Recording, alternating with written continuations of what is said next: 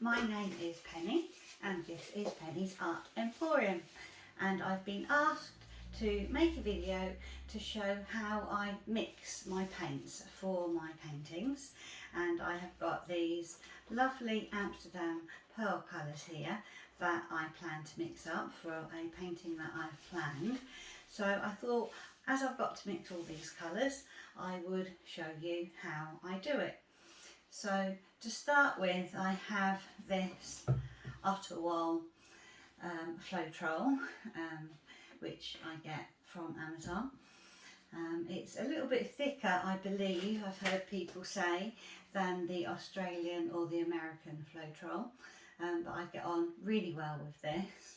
So what I actually do to start with is I get a cup, something like this. I will have a sieve and I just put all of the Floetrol into a cup, just to make sure that there isn't any gloopy bits. There can be sometimes thicker gloopy bits, and if they get into your paintings then you don't see them when it's wet, but they are definitely there when it dries, and it just spoils it a little bit. So that's the first thing that I do, and then from the cup I pour it into this smaller bottle, which was an original Floetrol bottle that I had a couple of years ago.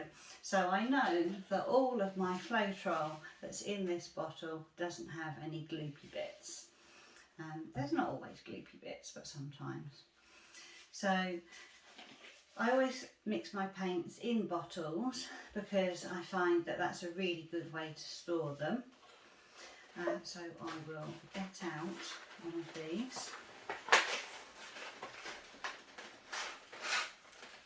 When I put my Floetrol in here, I use this little funnel just so that it's easier to pour in from the cup. So I just thought I'd get that out to show you.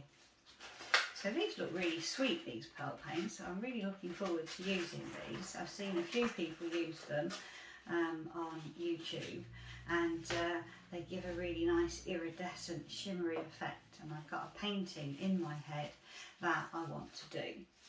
So the first thing that I do from this particular bottle is I just pour in some Floetrol. I don't measure. I know people like to measure, but I don't measure, so there's no getting away, no getting around that.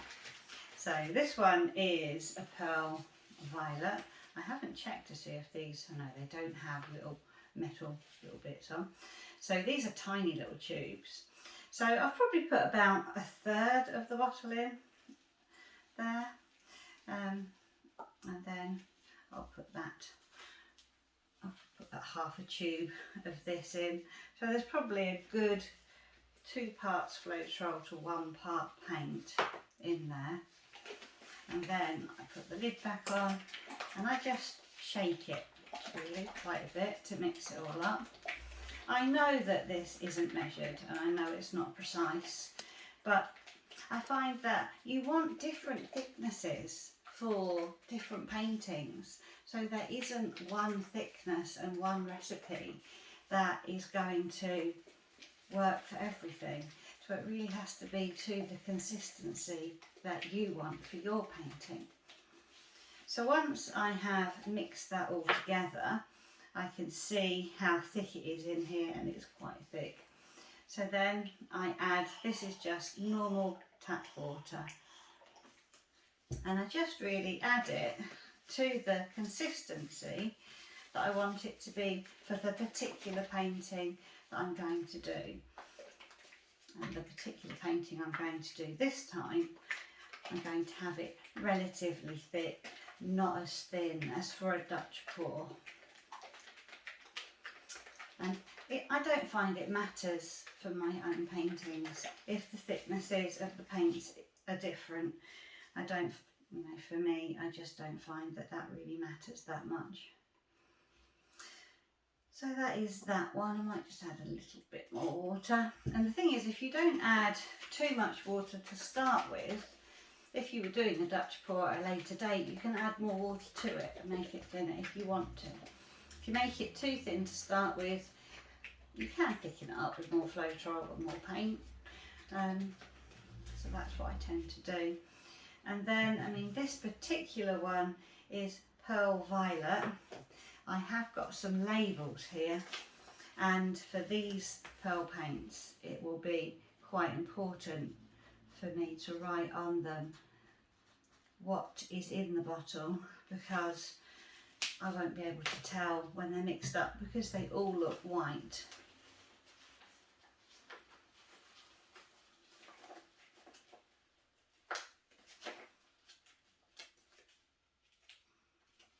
So I will just stick that label on, and that will just give me a rough idea of what's in there. I do find that the labels can either get paint over them so that you can't actually read what it says, or they might rub off.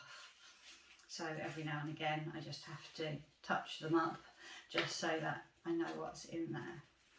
So that's how I make up a fresh bottle. So that'll be for my painting later.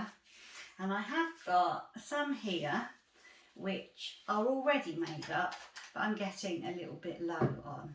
So this one is an Arteza fluorescent lively pink. I've got that on my label and I can see that that's what this is. So all I do is open up the bottle and do exactly the same again. I put in some Floetrol, I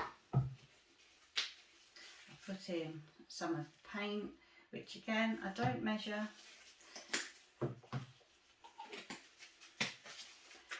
and then just shake it up.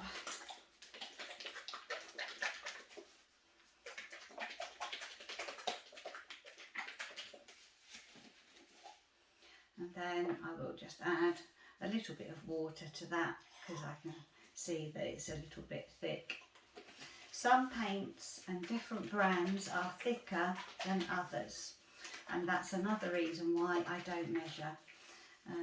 The Arteza ones for me feel a bit thicker, and the Deco Art ones feel a little bit thicker as well. The metallic ones can be thicker, and then some of the cheaper paints can be a little bit on the runny side. So that is all I've done, just to mix up a little bit more of that one. And I've got a few that I'm going to mix up today for this particular painting that I'm doing. This one again is one that's already been mixed up. This has probably been mixed up for about a year or so. This is a Deco Art, and again it's got the label so I can see what it is. And this is the, well, it's can't even read it, Amethyst. There you go, I knew it was Amethyst. So again, I just put in some Floetrol. Some of these, when they've been sitting for a while, the actual paints in their little containers do need shaking as well, particularly the Deco Art ones. They can separate, and you know when that's happened because when you squeeze it, it's a little bit, it feels kind of oily when it first comes out. This, now shaking it, is absolutely fine, but sometimes they do separate a little bit, and I think it's just because it's metallic, and I don't find that all of the paints do that.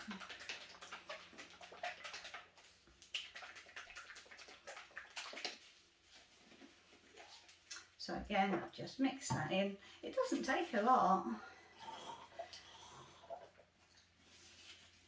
A little bit of water,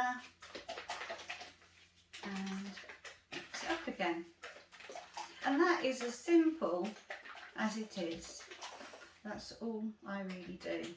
I don't tend to mix up a new batch if I've already got some.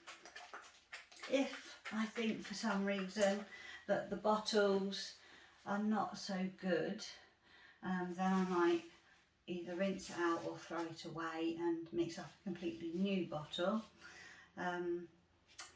Depending on the paint, I've got one here actually. This one is a sage green, and it's an artiste one, which is a much more matte kind of finish, and sometimes when you take the lids off it's a little bit crumbly around where the little screwed on cap is, and that's something to be mindful about, because if you've got any crumbly bits and you put the lid back on again, sometimes again those little crumbly bits can get into your painting and make little bits on the top really. So I hope that has been a little bit informative for you, giving you some idea. That's just how I mix my paints. Everyone has a different way of doing it. Lots of people use different ingredients, but I mix all of my paints the same way using the same ingredients. I don't use anything different, and I haven't had any problems with them. They always come out really nicely. It's just any gloopy bits, that's the thing to watch out for. And if you think your paints are getting a little bit old and they have any gloopy bits in, then I would just make up a fresh batch really, particularly if it's a special painting and you're really confident that it's going to turn out well.